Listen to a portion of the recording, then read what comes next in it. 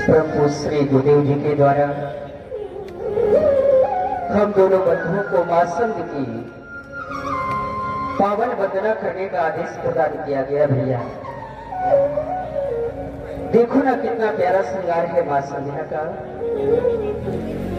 इस समय भगवान सूर्य अस्ताचल की ओर प्रस्थान कर रहे हैं।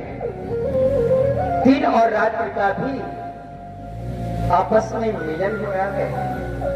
इसी पावन शुभ वेला पर श्री गुरुदेव जी के द्वारा हम दोनों बंधुओं को मां संध की पावन वंदना करने का आदेश प्रदान किया गया है। यदि हम यह विचार करें कि हमें संध्या क्यों करनी चाहिए, प्राय प्राणी इस संसार में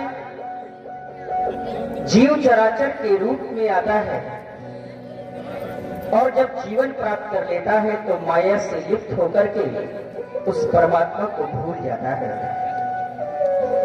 लेकिन उसे यह नहीं याद रहता कि हम किस कारण से आए हैं, हमारे आने का हेतु क्या है।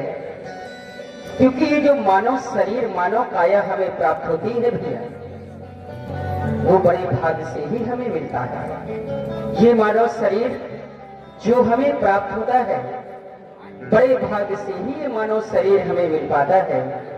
कहा गया कि बड़े भाग मानुष तन पावा, सुर दुर्लभ सदग्रंथन गावा। बड़े भाग्यशाली है वह लोग जिनको यह मानव शरीर प्राप्त हुआ।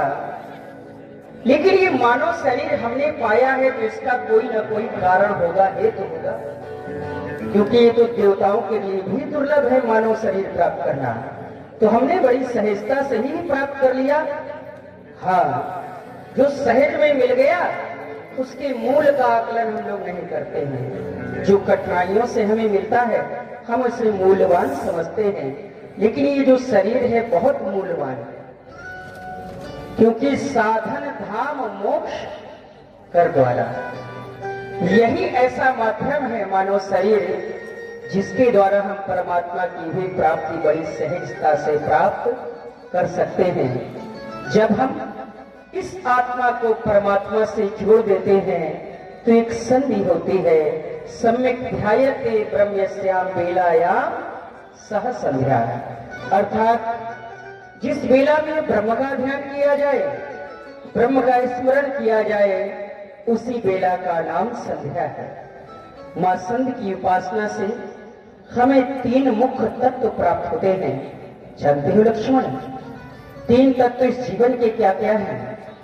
यदि हमने अपने जीवन में अपने धर्म को आधार मानकर अपने जीवन की कल्पना की है तो हमारा जीवन सार्थक है। क्योंकि कहा गया धर्म न दूसर सत्य समाना आगम निगम पुराण बखाना।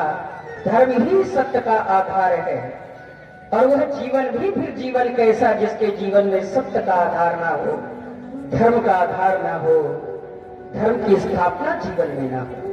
यदि हम अपने धर्म से जुड़ेंगे तो हमारी पहचान समाज में होगी। यदि हम अपने संस्कारों को अपनाएंगे, संस्कारों के लिए जीवन जिएंगे तो हमारा सम्मान इस समाज में होगा। यदि हम संस्कृत के लिए, सनातन के लिए जिस दिन एक हो जाएंगे उस दिन हमारे जीवन का भी पूर्ण रूप विद्यमान हो जाएगा। ये आयोजन केवल मनोरंजन का साधन नहीं हो सकता। ये आयोजन जो एकता के सूत्र में हम सभी को बांधता है, ये आधार है धर्म का, ये आधार है संस्कारों का, ये आधार है अपनी संस्कृति और सनातन का। एक बार उनके लिए जोरदार तालियां जिनके द्वारा ये आयोजन कराया जा रहा है। क्योंकि ये आधार हमारी संस्कृति का है, हमारे सनातन का है, हमारे संस्कारों और हमारे धर्म का। जब ये नहीं होगा तो ना धर्म बचेगा, ना संस्कार रहेंगे, ना संस्कृति रहेगी। इसलिए आओ इसे आधार मानकर मां भगवती की उपासना करें, मां का गुणगान करें।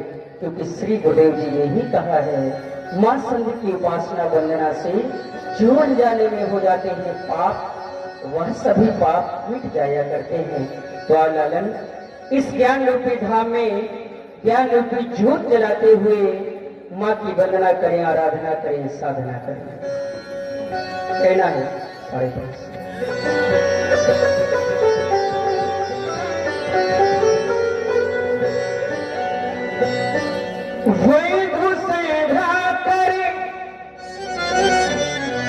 देखो ना लालन, कितना प्यारा श्रृंगार है माँ सुंदरी की और वंदना का।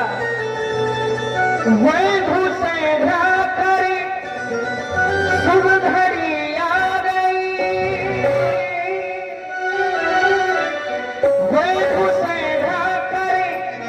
शुभ घड़ी आ गई, भावना प्रभु की प्रभा छा गई।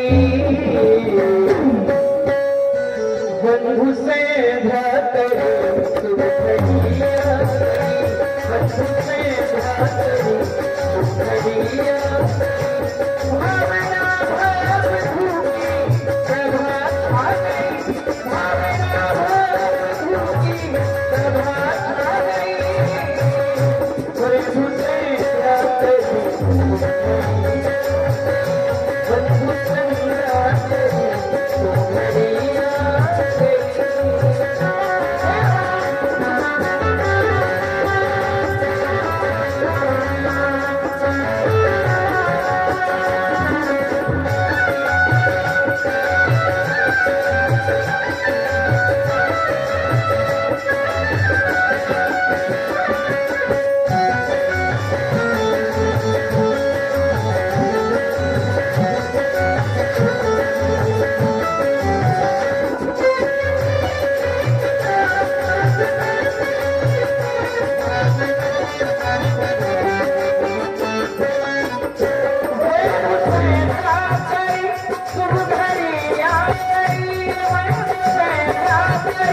शुभ घड़ी आ गई।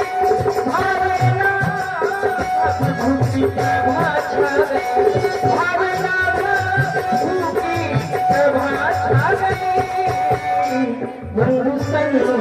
करे शुभ घड़ी, बंधु संध्या करे शुभ घड़ी आ गई।